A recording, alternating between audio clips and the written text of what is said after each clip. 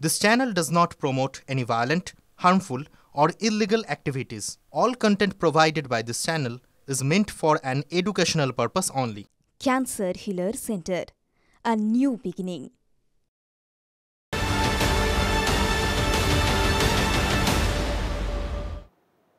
আজ দিল্লিতে পুরো দমে ভোট গ্রহণ চলছে আর সেই ভোটের দিনই প্রয়াগরাজে প্রধানমন্ত্রী নরেন্দ্র মোদী। প্রয়াগরাজের কুম্ভে আজ মোদীর পুণ্য স্নানের পর সাধুদের সঙ্গে সাক্ষাৎ করবেন প্রধানমন্ত্রী। কুম্ভ মেলার সামগ্রিক ব্যবস্থা নিয়ে প্রশাসনের কর্তাদের সঙ্গে বৈঠক করতে পারেন নামো। গত বছরে 13 ডিসেম্বর প্রয়াগরাজ সফরে গিয়েছিলেন মোদী আর গিয়ে 5,500 কোটি টাকার উন্নয়ন প্রকল্পের উদ্বোধন করেছিলেন।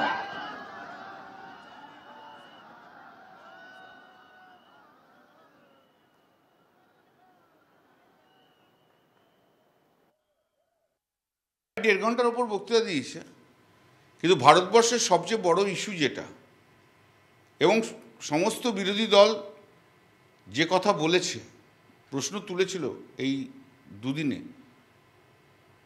যে কুম্ভ মেলায়, প্রয়াগরাজের কুম্ভ মেলায় এত মৃত্যু হয়ে গেছে, যার 75% কোনো রেজিস্ট্রেশন নেই, পোস্টমর্টম হয়নি। এই গাফিলতির জবাব কে দেবে? এর কি আছে এবং তার ইনভেস্টিগেশন হবে না কেন? এই প্রশ্নের উত্তর প্রধানমন্ত্রী নরেন্দ্র মোদী দেয়নি। ব্যর্থতা যেখানে সেখানে উনি মুখ খোলেন না। দিল্লিতে ভোট যাতে ক্যামেরাটা যাতে পায়, উনি হচ্ছে প্রচার সর্বস্ব মানুষ।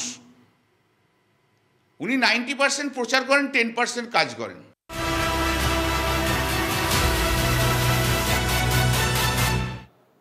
দিল্লির ভোটের দিকে নজর রাখতেই হচ্ছে। দিল্লিতে ভোট চলছে 70 আসনে, প্রতিদ্বন্দ্বিতায় 700-র কাছাকাছি প্রার্থী। ভোটের লাইনে 1.5 কোটিরও বেশি ভোটার। ভোট দিয়েছেন রাষ্ট্রপতি, সকাল সকাল ভোট দিয়ে ফেলেছেন লোকসভার বিরোধী দলনেতা রাহুল গান্ধী, কেন্দ্রীয় বিদেশমন্ত্রী এস জয়শঙ্করও। ভোট দিয়েছেন দিল্লির বিদায়ী মুখ্যমন্ত্রী আতিশিও। দিল্লির বিধানসভায় ত্রিমুখী প্রতিদ্বন্দ্বিতায় কে বাজিমাত করবে? কেজরিওয়াল কি পারবেন এবার হ্যাট্রিক করতে, নাকি 2 দশকের খরা কাটবে বিজেপির? হারানো ভোট ব্যাংক ফিরবে কংগ্রেসের হাতে? আজ ইভিএম বন্দী হবে সেই সব প্রশ্নের উত্তর।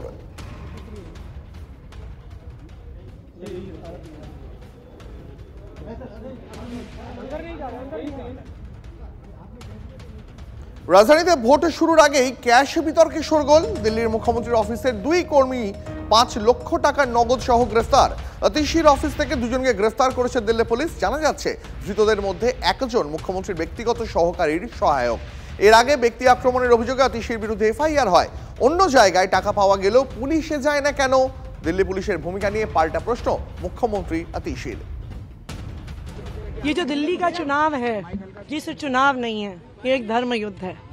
ये अच्छाई और बुराई की लड़ाई है, ये सत्य और असत्य की लड़ाई है, ये काम और गुंडागर्दी की लड़ाई है। दिल्ली पुलिस कुछ भी कर सकती है। दिल्ली पुलिस खुल्लम खुल्ला भारतीय जनता पार्टी के लिए काम कर रही है। भारतीय जनता पार्टी के कार्यकर्ता गुंडागर्दी कर रहे हैं, वोटर्स को डरा रहे हैं, उनके ठिकानों पर पैसा मिल रहा है। इलेक्शन कमीशन खड़ी है, फ्लाइंग स्क्वाड्स घंटे घंटे तक खड़े हैं, लेकिन बीजेपी के ठिकानों पर दिल्ली पुलिस नहीं आती है। पैसे की ताकत, बाहुबल की ताकत, गुंडागर्दी की ताकत, पुलिस की ताकत जितनी भी इस्तेमाल कर लीजिए, लेकिन लोकतंत्र में आखिरकार जनता की ताकत चलती है। दिल्ली की जनता काम करने वालों के साथ है।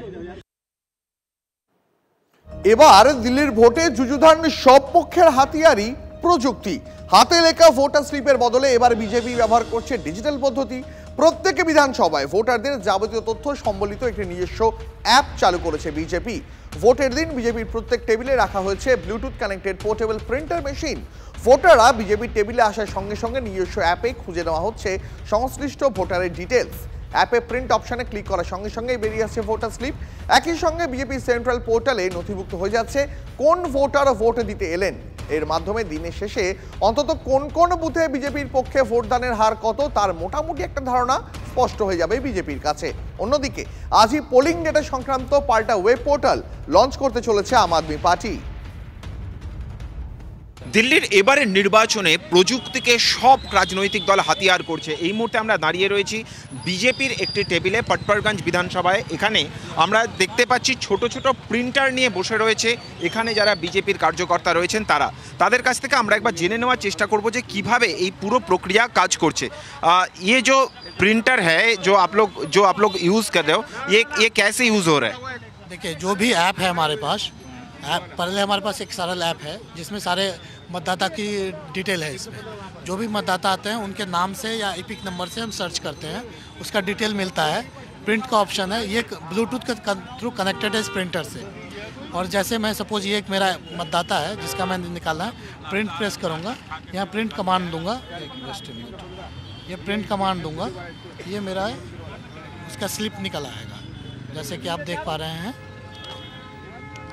जो हमारी इलेक्शन कमीशन स्लिप देती है उसी के हिसाब से ये स्लिप निकल आएगा। ठीक है, और इसमें सारे डिटेल होते हैं, जो कहाँ पे इसका किस बूथ पे है, उसका बूथ का किस रूम में होगा, सारा इस पे डिटेल है। उस मतदाता का नाम, एज वगैरह सर। ये ऐप क्या आपके पार्टी से बना के दिया है? पार्टी का अपना बनाया हुआ है। क्या नाम है आपका? सरल ऐप। सरल ऐप।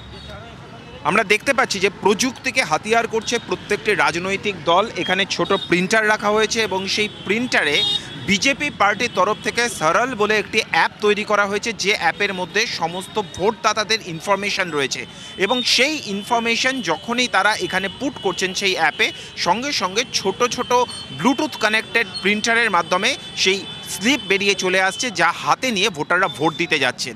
আগামী দিনে এই মডেল প্রত্যেকটা রাজনৈতিক দল প্রত্যেকটা ভোটে যে কোনো রাজ্যে আগামী দিনে যে ব্যবহার করবে সে কথা বলার অপেক্ষা রাখে না।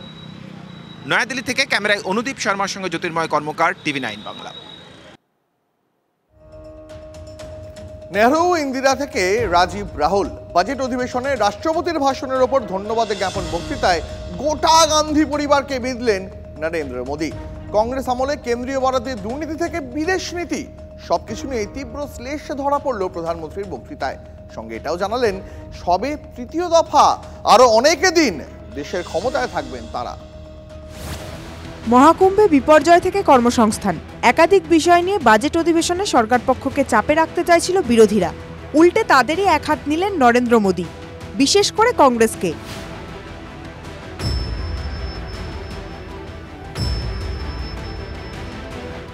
5 दशक तक गरीबी हटाओ के नारे सुने हो और अब 25 करोड़ गरीब गरीबी को परास्त करके बाहर निकले। ऐसे ही नहीं, हमने गरीब को झूठे नारे नहीं, हमने सच्चा विकास दिया। কংগ্রেস আমলে কেন্দ্রীয় বরাদ্দ কিভাবে হাতসাফাই হতো তা নিয়ে খোঁচা দিতে ছাড়েননি নরেন্দ্র মোদী। हमारे देश में एक प्रधानमंत्री हुआ करते थे,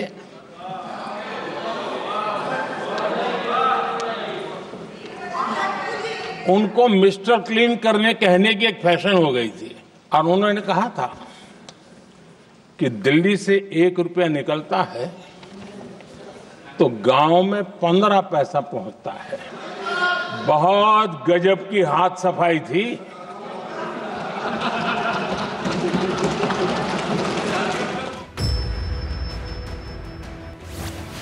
এআই বা কৃত্রিম বুদ্ধিমত্তায় ভারত এখনো অনেকটাই পিছিয়ে। সোমবার সংসদে এমনটাই বলেছিলেন রাহুল গান্ধী। মঙ্গলেই তার কড়া জবাব দিলেন প্রধানমন্ত্রী। अब जब एआई की बात होती है, कुछ लोगों को अब ये शब्द फैशन में है तो बोला जाता है, लेकिन मेरे लिए सिंगलर एआई नहीं है, डबल एआई। भारत की डबल ताकत है। एक एआई आर्टिफिशियल इंटेलिजेंस, दूसरा एआई एस्पिरेशनल इंडिया। अपने स्कूलों में 10,000 टिंकरिंग लैब्स शुरू किए और आज उन टिंकरिंग लैब से निकले बच्चे रोबोटिक्स बना करके लोगों को चकित कर रहे हैं। সংসদে দাঁড়িয়েই ট্রাম্পের শপথ ও লাদাখ সীমান্ত নিয়ে কেন্দ্রের বিদেশ নীতির সমালোচনা করেছিলেন রাহুল। তাকে ফরগটন ক্রাইসিস নামে একটি বই পড়ার পরামর্শ দেন মোদি। বইতে নাকি পণ্ডিত নেহেরু এবং তৎকালীন মার্কিন প্রেসিডেন্ট কেনেডির আলোচনার বিস্তারিত উল্লেখ রয়েছে। जब देश ढेर सारी चुनौतियों का सामना कर रहा था, तब विदेश नीति के नाम पर क्या खेल हो रहा था, उस किताब के माध्यम से सामने आ रहा है। और इसलिए मैं कहूंगा कि जरा ये किताब पढ़िए। দিল্লি ভোটের ঠিক আগে শীষমহল প্রসঙ্গ টেনে আপ নেতৃত্বকে বেঁধেন প্রধানমন্ত্রী। তবে শুধু বিরোধীদের কটাক্ষ নয়, এদিন নিজের সরকারের সাফল্যের খতিয়ানও তুলে ধরেন মোদি। জানান 2047-এ বিকশিত ভারত প্রতিষ্ঠা করাই তাদের লক্ষ্য। ये तो अभी हमारी तीसरी ही टर्म है, हम आने वाले अनेक वर्षों तक जुटे रहने वाले। মোদির দাবি বিরোধীরা তুষ্টিকরণের রাজনীতি করছেন, কিন্তু তার সরকার জাতি ধর্ম বর্ণ নির্বিশেষে প্রত্যেক ভারতবাসীর সন্তুষ্টিকরণ চাইছে। Bureau report, TV9 Bangla. এই মুহূর্তে একটি বড় খবরে নজর রাখবো। যোগেশ চন্দ্র মামলায় রাজ্যের আইনজীবী বদল। এবার অভিযুক্ত সাব্বির আলীর হয়ে সওয়াল করবে রাজ্য।